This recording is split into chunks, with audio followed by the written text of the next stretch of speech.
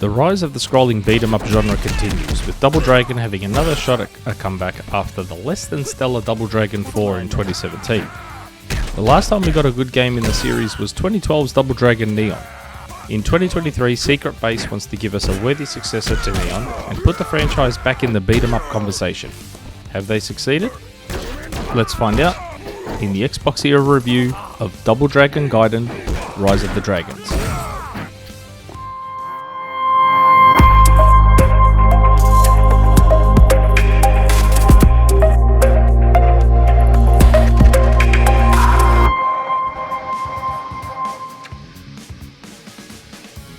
As mentioned in my preview, Double Dragon Gaiden Rise of the Dragons is an alternate take on the origin story of the Double Dragon brothers Jimmy and Billy.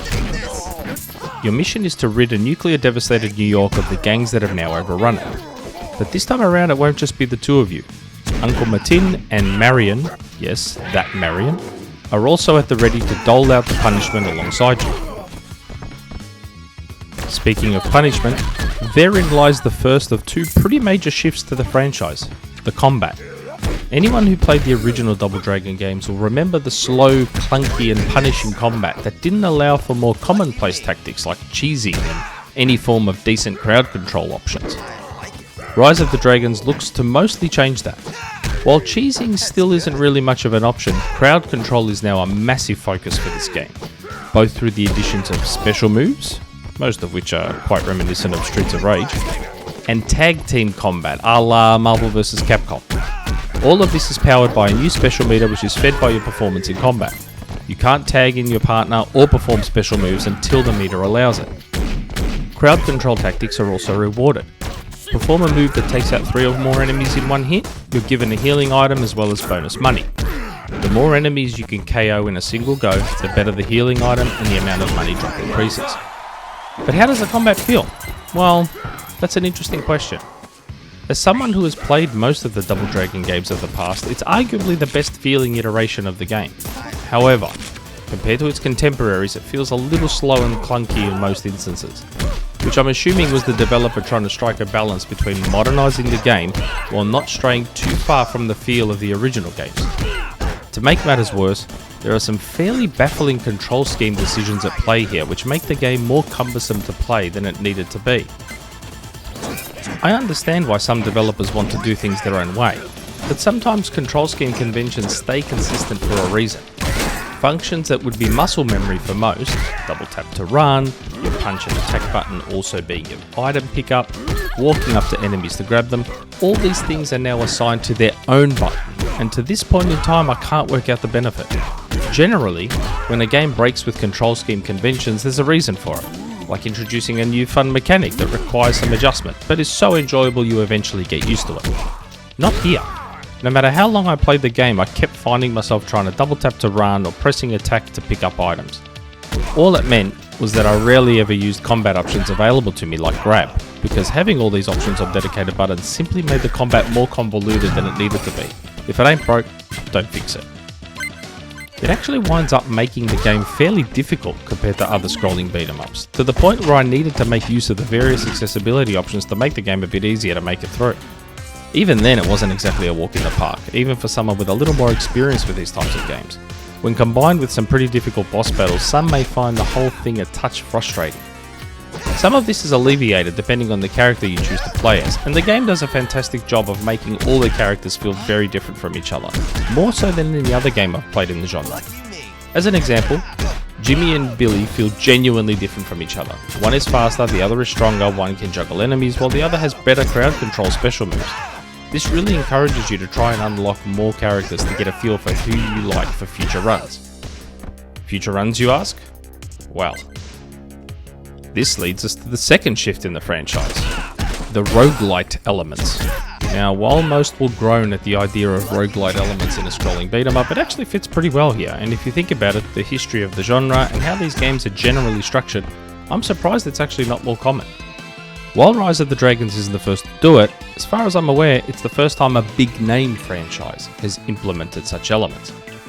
It's all set up in a way that keeps each playthrough different depending on your choices. You choose the order of your missions, and your choices affect the length and difficulty of subsequent missions. This can help break the monotony of multiple playthroughs, which tends to be an issue for the genre.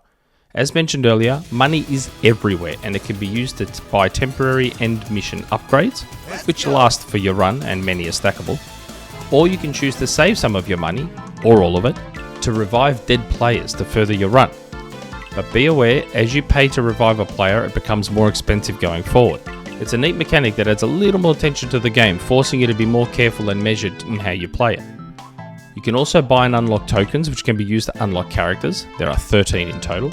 Art, music, gameplay modifiers, and tips, which are basically instructions or tips on how best to play the game. While the game isn't very long, it can technically be beaten in about 2 hours. In true roguelike fashion though, there are multiple endings, some with their own story twist. Now, visually I wasn't sure how I felt about the game. Again, it felt like Modus was trying to strike a balance between modernising the look while not straying too far from the look of the original games. While I have no issue with pixel art being used in the genre, the pixel art here felt a little too simplistic for my taste. They strayed a little too far towards NES territory for my liking in terms of pixel detail.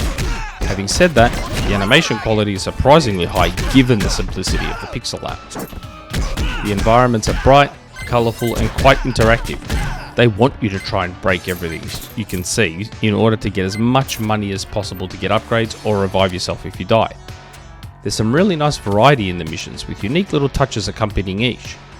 As an example, the Junkyard Pyramid has sequences where you're essentially fighting in the dark while your character is visible only under a spotlight, so you need to stay on the move to try and get your enemies visible within your light. Again, it keeps things a little fresher and helps alleviate the repetitiveness these games can tend to suffer from. The music and general audio are great. The remixes of classic tunes are well done and respectfully recreate the nostalgia vibes of the originals. The combat audio is punchy and really adds some impact to each hit and blends really well with the slower combat style of the game. Overall, I'd argue this is probably the best Double Dragon game yet. It does just enough to modernise the franchise without straying from the path well travelled and alienating fans of the franchise, which is a particularly tough task given the age of the series and the seemingly directionless path it has taken over the journey.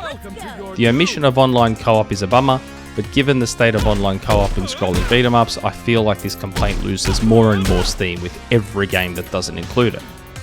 I feel like Rise of the Dragons lays a pretty good foundation should they choose to continue making more games going forward. If the next game can tighten and speed up the combat and go back to a more conventional control scheme, it could be something great. And as always, if you like our stuff, please like, subscribe, follow us on our socials, and if you don't mind sparing a coffee a month, support us on Patreon, and of course be sure to visit XboxEra.com for more. Ciao for now.